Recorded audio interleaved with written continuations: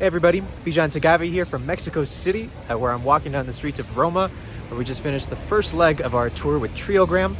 And in this video, I want to talk to you about 3 hacks, 3 tips for a touring musician, for planning a tour. The first one is fairly obvious, but so essential, which is to learn the music. And there's a number of reasons for this. Of course, you want to be comfortable on stage where you're playing, just like with any concert, and having the music memorized means that you have a stronger command of the music as opposed to reading and not having the music memorized. But aside from that, there's some more practical reasons too.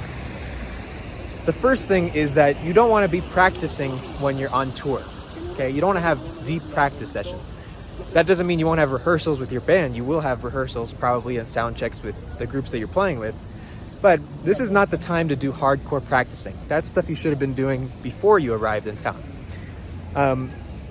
First off, like the saying goes, oftentimes it's too little too late.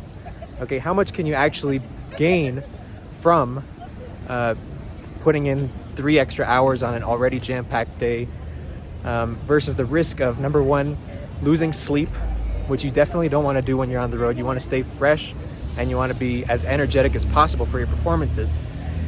And also, more practically, you might not even be able to practice on your instrument. Especially as a pianist, I can tell you that I've basically never been able to practice on tour, whether I was in Japan or if I was in Europe or here in Mexico. Maybe you can arrive to the venue early and sound check a little bit and get your fingers warmed up. But this is not, you're not going to be able to travel around with a piano. And same thing with other instruments too. Bassists often don't travel with their basses, and it's just available at the gig. So you won't even be able to really practice much. And if you can, it's really not worth the other risks that are involved, as I mentioned.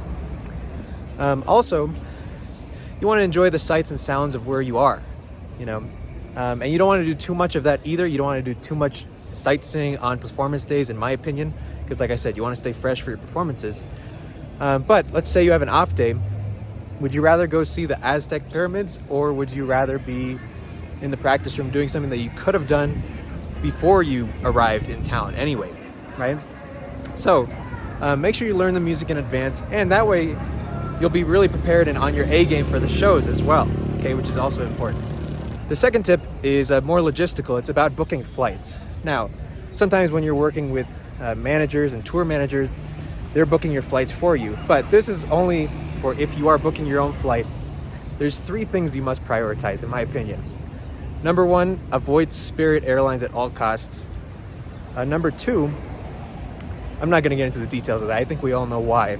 And if you don't know why, book a flight with them and then you will learn why. Number 2, prioritize no stops. And why is this? Again, it has to do with risk reward. What are the benefits of saving a few bucks versus the rewards of having an extra stop where there's already so many flight delays nowadays anyway, and cancellations, that especially if you're arriving with a close time frame, like for example, if your rehearsal is the day that you arrive, or especially if you have a gig the day you arrive, you want to limit as many problems as possible. And adding an extra stop can just lead to more issues, okay? And also prioritize sleep, okay? So again, you really want to prioritize sleep. Like I said, you want to stay fresh. So risk reward versus booking an overnight red-eye flight versus paying a little bit more and leaving at a comfortable time and arriving at a comfortable time, you want to prioritize your sleep. And the third, more logistical tip I have is packing cubes. This is one of my biggest logistical tips right here, and one that I've given to several of my musician friends, including Maestro Glassman, who is bass trombonist for Michael Bublé's band, and I know he benefited from this greatly. So these packing cubes are so effective, and you could use them in a few different ways, which are really cool and creative. One is you could do the standard thing, which is to do a article of clothing per cube. So you could put underwear in one cube, you could put all your socks in one cube, you could put all your shirts in one cube, etc.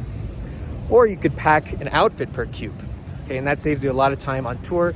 And this is a really effective way of packing, in my opinion, as opposed to just dumping everything in a suitcase and then everything is a mess for the entire tour.